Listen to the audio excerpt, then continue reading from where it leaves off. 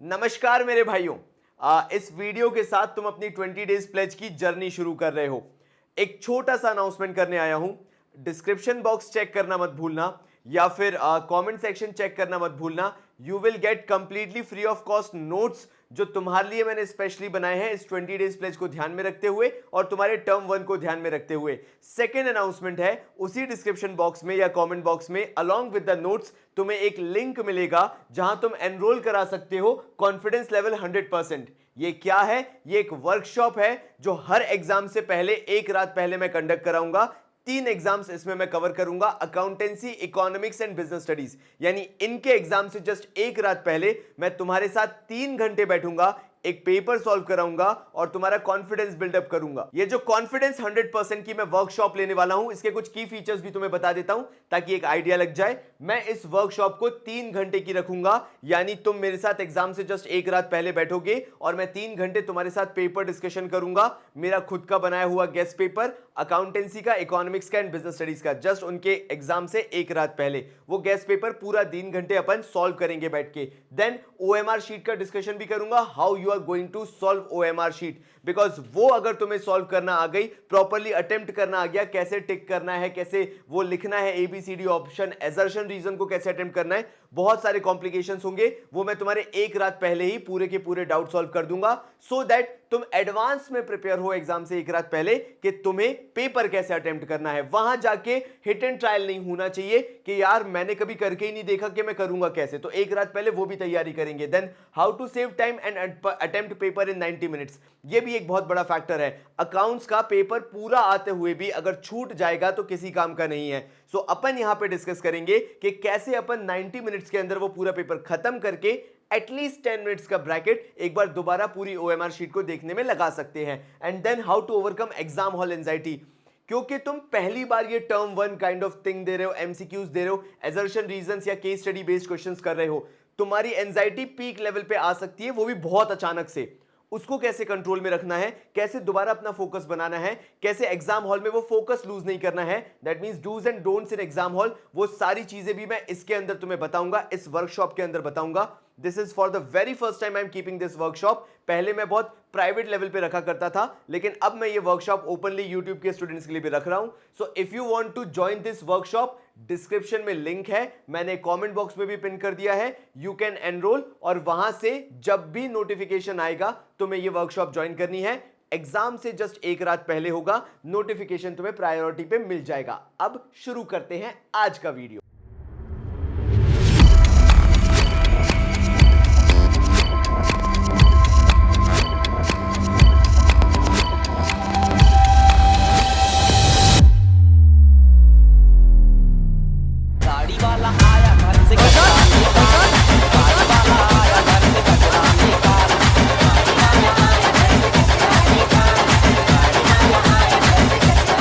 Second point कहता है adverse effect of decline of handicraft industry. आखिर हैंडीक्राफ्ट इंडस्ट्री के डिक्लाइन होने से क्या हुआ? मैंने बोला था एक ही ऐसा थ्रेड था जो भारत की इकोनॉमी को रेस्ट ऑफ द वर्ल्ड के साथ जोड़ के रखता था और वो था हमारा हैंडीक्राफ्ट इंडस्ट्री। अब पहली चीज क्या हुई? भारत में आ गया high level of unemployment. Decline of Indian handicraft industry resulted in unemployment. अब तुम सोचोगे अनएम्प्लॉयमेंट कैसे? ये लोग एग्रीकल्चर में भी तो शिफ्ट हो सकते थे। बिल्कुल भी नहीं। देखो यार, जो आर्टिशियंस थे जिनका मेजर काम था हैंडीक्राफ्ट में, क्राफ्टमैनशिप के लिए जाने जाते थे, कलाकारी के लिए जाने जाते थे। सोचो ताजमहल भारत का है जिसके लिए कलाकारों के हाथ कटवा दिए गए। हमारा भारत ऐसी क्राफ्टमैनशिप के लिए जाना जाता था। वहां पे आप सोचें कि ये लोग अब एग्रीकल्चर कर लें तो that was just not possible. इसी कॉन्टेक्स्ट में क्या हुआ? हमारे भारत में अनएम्प्लॉयमेंट बढ़ गया क्योंकि एग्रीकल्चर में वो कभी भी शिफ्ट ही नहीं हो पाए। Second thing comes in as importer of finish goods. चलो ठीक है, आपने हैंडीक्राफ्ट इंडस्ट्री को सिस्टमैटिकली डिस्ट्रॉय किया, मगर कैसे? क्या किया गया? हमने बोला अगर आप बाहर से फिनिश गुड्स इंपोर्ट करते हो तो सस्ते पड़ेंगे, लेकिन भारत से अगर आप फिनिश गुड्स एक्सपोर्ट करते हो, भारत में बना के गुड्स को, क्योंकि ब्रिटिशर्स तो कर नहीं रहे थे ना, ब्रिटिशर्स तो सिर्फ रॉ मटेरियल लेके जा रहे थे, तो ब्रिटिशर्स ने कहा अच्छा चलो ठीक है, कोई भारत से फिनिश गुड बेचना चाहता है बेच दे भैया फॉरेन में, फिरंगी देशों में, लेकिन एक्सपोर्ट पे टैक्सेस कंपैरेटिवली हाई लगेंगे। यानी हैंडीक्राफ्ट इंडस्ट्री जो ऑलरेडी अच्छा खासा पैसा चाहता है या पैसा कमाना चाहता है, अगर वो सारा पैसा टैक्सेस में ही चला जाए तो बाहर तो उनका कोई भी प्रोडक्ट खरीदेगा नहीं हैंडीक्राफ्ट इंडस्ट्री का, तो एक्सपोर्ट होना बंद हो गया। पहली चीज तो तुम्हें ये ध्यान में रखनी है। इसके कारण सारे के सारे जॉबलेस होने लगे, छोड़ने लगे कि हमें करना ही नहीं है, जब पैसा ही नहीं है तो हम क्यों करेंगे, या हमें उससे कोई रिकॉग्निशन नहीं मिलना तो हम क्यों करेंगे।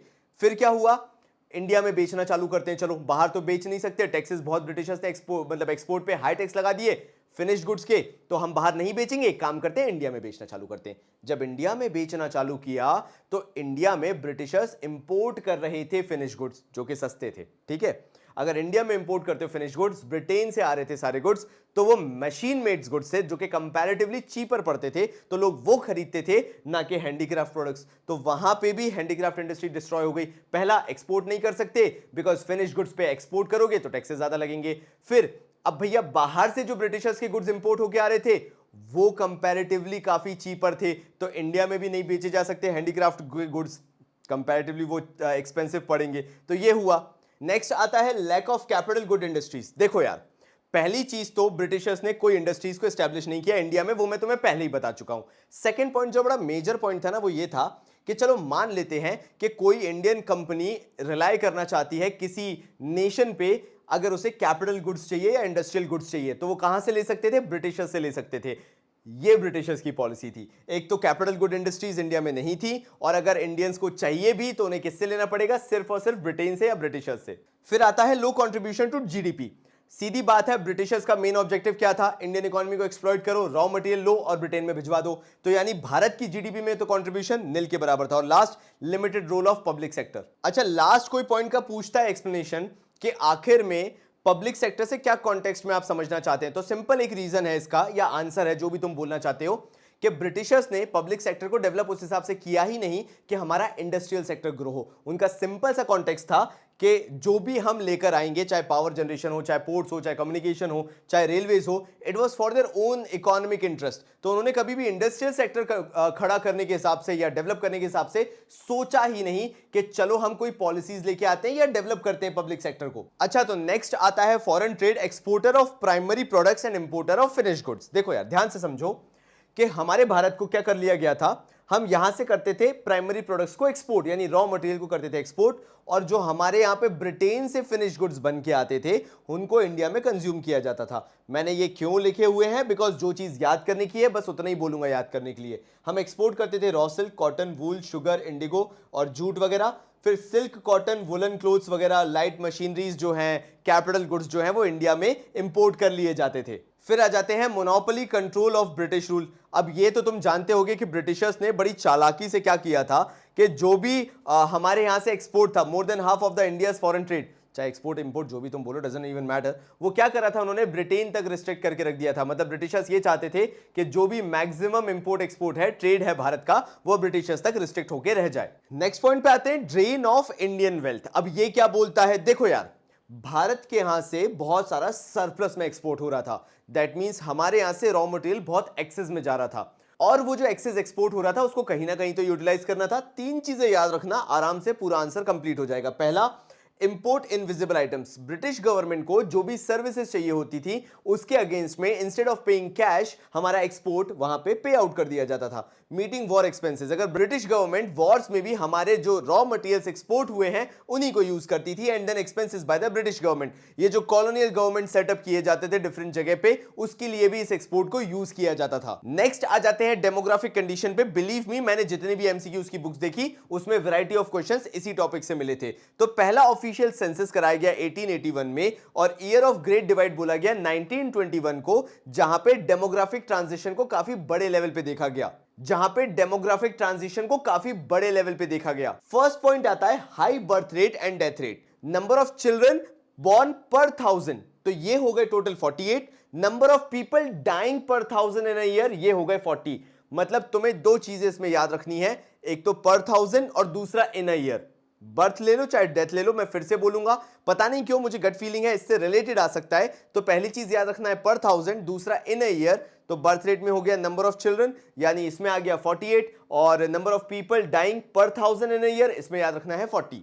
अच्छा, एक्सट्रीम लो लिटरेसी रेट के अंदर जितना तुम्हें ओवरऑल याद रखने की जरूरत नहीं है, उतना तुम्हें फीमेल लिटरेसी लेवल का याद रखने की जरूरत है। इसको तुम्हें याद रखना है बिलो 10% करके ना। बहुत सारी बुक्स में डिफरेंट डिफरेंट आंसर दिए हुए हैं, लेकिन तुम्हें याद रखना है इट वॉज बिलो 10%। अब 7% था, 6% था, डजेंट मैटर, अलग अलग बुक्स में थोड़ा अलग अलग दिया हुआ है।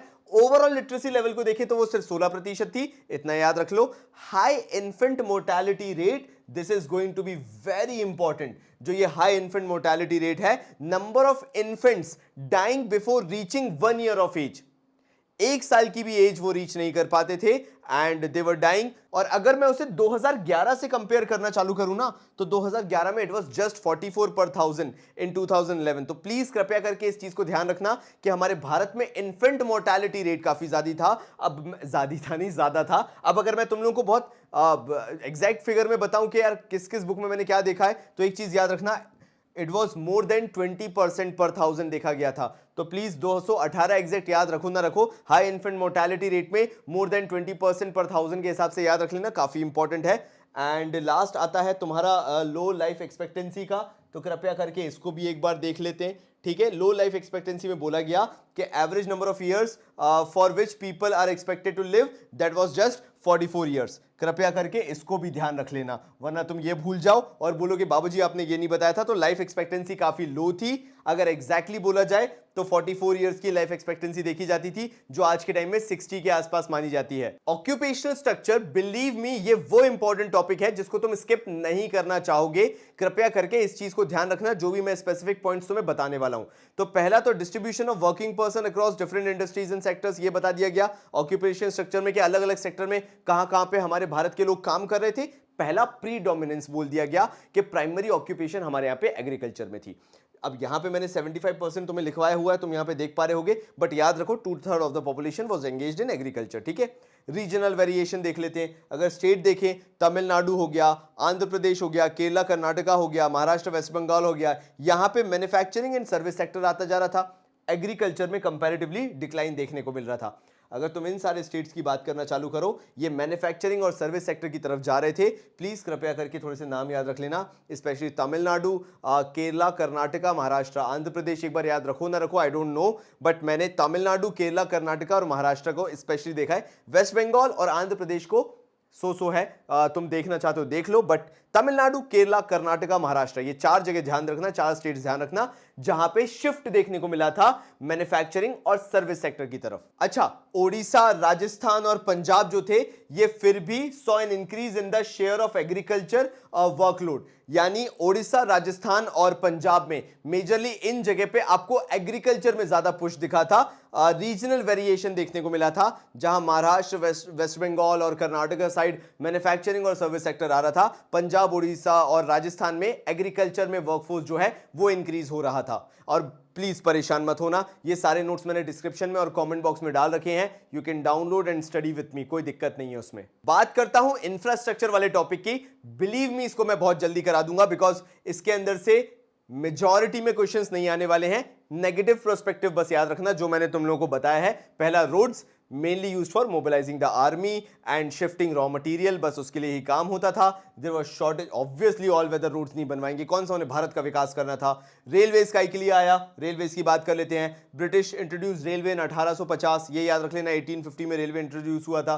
नहीं आएगा, बट फिर भी बता रहा हूं, तुम लोग की आत्मा को शांति होगी। बाबा जी बताओ कौन से सन याद रखें, एक 1850 ये याद रख लेना, ईयर ऑफ ग्रेट डिवाइड 1921 भी याद रख लेना। ठीक है, रेलवे जो था वो लॉन्ग डिस्टेंस आप ट्रेवल कर सकते थे उससे।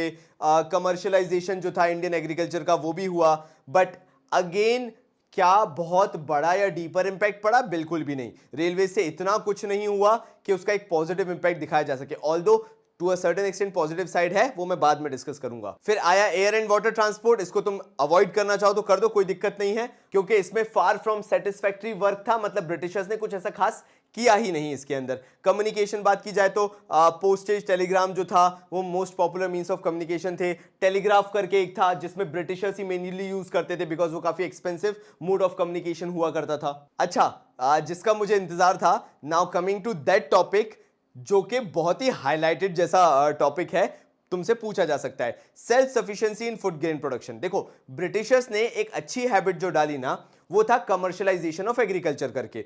तो इससे क्या हुआ, जब कमर्शियलाइजेशन हुआ तो किसानों के ऊपर प्रेशर आया that they need to grow more and more and more crops। उसके लिए उन्होंने not 100% modernization but to a certain extent farmers को क्रॉप्स को डेवलप करने का तरीका आ गया in the worst possible situation भी। तो कहीं ना कहीं उससे सेल्फ सफिशिएंसी आई। तो अगर कोई तुमसे पूछता है तो प्रोडक्शन ऑफ कैश क्रॉप्स के कारण या कमर्शियलाइजेशन के कारण हमने सेल्फ सफिशिएंसी फूड ग्रेन्स में अचीव कर ली। पहला तो ये हो गया। फिर आ गया बेटर मींस ऑफ ट्रांसपोर्टेशन, वो मैं बोल रहा था रेलवेज का पॉजिटिव कंट्रीब्यूशन। तो हुआ क्या, इससे पहले भारत के अंदर ट्रांसपोर्टेशन जैसी कोई चीज ही नहीं थी। आपको जो ट्रेवल करना है पैदल ट्रेवल करना है, इसके अलावा कोई आपके पास रास्ता नहीं था। तो इससे क्या हुआ कि क्योंकि इंफ्रास्ट्रक्चर डेवलप हुआ, रेलवेज डेवलप हुई, रोडवेज डेवलप हुई, उससे कहीं ना कहीं एक पॉजिटिव कंट्रीब्यूशन गया towards the transportation. Then shifts to monetary economy. मैंने क्या बोला था, शुरुआत किया था तो कि भारत की इकोनॉमी को पैसे से लेने ही देना नहीं था एंड मैक्सिमम जो भी चीजें चलती थी बार्टर सिस्टम पे चलती थी। बट बिकॉज ब्रिटिशर्स आए तो वो कहीं ना कहीं एक मॉनेटरी इकोनॉमिक सिस्टम भारत को देके गए। अच्छा, एक और अच्छी चीज पता है क्या हुई, effective administrative setup. Indian political system का जो जनरेशन हुआ उसका बहुत बड़ा कंट्रीब्यूशन ब्रिटिशर्स को जाता है। और अगर तुम देखोगे तो काफी सारे ऐसे लॉज हैं या ऐसे कानून हैं जो हमने ब्रिटिश कॉन्स्टिट्यूशन तक देखा जाए तो हमने डायरेक्टली ब्रिटिशर्स से कॉपी किया। तो ये ब्रिटिशर्स ने एक एडमिनिस्ट्रेशन सेटअप जो डेवलप करके दिया, हमने उसी को बेस बना के अपना पॉलिटिकल सिस्टम डेवलप किया। Finally the last topic, state of Indian economy on the eve of independence. Bharat की आजादी के टाइम पे हमारा जो इकोनॉमिक सिस्टम था वो कैसा था।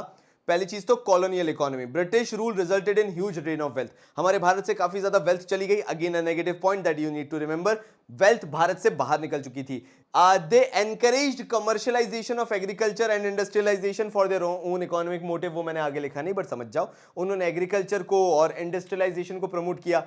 एग्रीकल्चर को तो इंडिया में बट इंडस्ट्रियलाइजेशन को ब्रिटेन के अंदर ही प्रमोट किया। Then comes semi feudal economy, land settlement system gave birth to feudal relations. अब तुम मुझसे पूछोगे यार ये land settlement system gave birth to feudal relation क्या होता है। यहां पे जमींदार का बर्थ हुआ भैया, जमींदारी सिस्टम का बर्थ हुआ जहां पे लैंडलॉर्ड्स रहते हैं और एक्चुअल टिलर्स ऑफ सॉइल रहते हैं, यानी फार्मर्स हो गए, गरीब किसान हो गए, जिनको किसको जाके रिपोर्ट करना है, जमींदार को रिपोर्ट करना है। तो एक अलग ही तरह का ये सेमी मतलब फ्यूडल रिलेशन एस्टेब्लिश करके गए ब्रिटिशर्स, जहां पे किसानों को उसके बाद भी कई साल तक एक्सप्लॉइट किया गया। Establishment of modern industries led to creation of two classes, capitalist and labour. अब देखो हुआ क्या, मैंने बोला था ना ब्रिटिशर्स जो थे वो चाहते थे कि मशीनरी के लिए भी आप ब्रिटिशर्स पे डिपेंडेंट रहो, कैपिटल गुड्स के लिए भी आप ब्रिटिशर्स पे डिपेंडेंट रहो। तो जो भी इंडस्ट्रीज यहाँ पे इंडिया में डेवलप हुई उससे दो तरह के लोगों में डिवीजन आ गया। एक तो हो गए कैपिटलिस्ट जिनके पास इंडस्ट्रीज खोलने का मौका हो गया, ब्रिटिशर्स के जाने के बाद इंडस्ट्रीज सेटअप करने का मौका हो गया, और दूसरे बेचारे रह गए सिर्फ लेबरर्स जो कि गरीब रह गए क्योंकि उन्हें पता ही नहीं था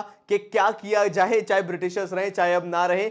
वो इतनी गरीबी में जी रहे थे, इतने डेट में जी रहे थे कि उसके बाद भी उनके पास कोई मौका नहीं था उससे बाहर निकलने में। लास्ट कुछ पॉइंट है, स्टैग्नेंट इकोनॉमी, भारत की ग्रोथ खत्म हो चुकी थी। ऑब्वियसली मैं तुम लोगों को बताया था कि रियल आउटपुट जो था वो 2% के आसपास था, पर कैपिटा आउटपुट जो था वो 0.5% के आसपास था। बैकवर्ड इकोनॉमी थी एंड अंडर डेवलप्ड थी, ये भी तुम जानते हो बिकॉज मैंने जैसे बताया कि after the colonial rule British government ने जो पॉलिसीज बनाई वो अपनी इकोनॉमी के डेवलपमेंट के लिए थी, भारत के लिए नहीं थी। डिप्लीटेड इकोनॉमी, दैट मींस सीधी बात ये थी कि physical assets depreciated due to excess use in second world war. अगर तुम्हें नहीं पता हो 1942 के आसपास की घटना है। उस टाइम पे जब वर्ल्ड वॉर 2 लड़ा जा रहा था तो हमारे यहाँ के जितने भी रिसोर्सेज थे वहां पे लगा दिए गए थे, तो हमारी इकोनॉमी की हालत उस टाइम पे बहुत बुरी हो गई थी। एंड एम्प्यूटेटेड इकोनॉमी यानी भारत ने ब्रिटिशर्स ने जो भारत के अंदर काम किया था वो था डिवाइड एंड रूल वाला। ये जो डिवाइड एंड रूल पॉलिसी है तुम्हें तुम्हारे नोट्स में मिल जाएगी, परेशान मत होना।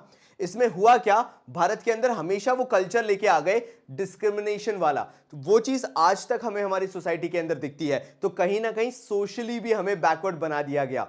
देखो मेरे भाइयों, ये चैप्टर के 2 पार्ट्स होने का रीजन है बिकॉज आई नो कि पूरा का पूरा इसमें से जो पूछा जाएगा वो तुम्हें धीरे धीरे ग्रास्प करना ज्यादा जरूरी है। सो मेक श्योर तुमने इसमें से पूरा पढ़ रखा है। एंड अगर ये चैप्टर पढ़ने के बाद तुम कोई एमसीक्यू करते हो या कोई भी क्वेश्चन अटेम्प्ट करते हो, I can guarantee you can attempt 100% of the questions. So make sure तुम ये टॉपिक्स जो मैंने तुम्हें बताए हैं, तुम्हें मतलब जितने भी मैंने यहाँ पे समझाए हैं, इनसे 100% अपनी पढ़ाई कर रहे हो एंड कोशिश कर रहे हो कि इनको करने के बाद तुम एमसीक्यूज को जरूर सॉल्व कर रहे हो। तो मिलता हूं तुमसे अगले वीडियो के अंदर, अगले चैप्टर के अंदर। तब तक के लिए बहुत सारा प्यार और धन्यवाद।